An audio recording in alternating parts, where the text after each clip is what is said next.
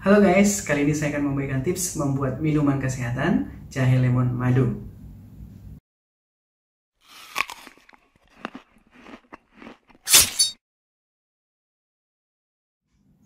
Di sini bahan yang kita butuhkan cuma 3, yaitu ada lemon. Kalian bisa beli di pasar atau supermarket terdekat.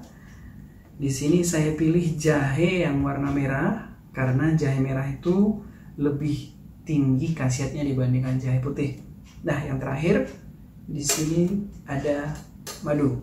Madu ini mungkin kalian bertanya-tanya kenapa warnanya hitam. Ini adalah madu yang berasal dari lebah hutan liar, yaitu madu trigona.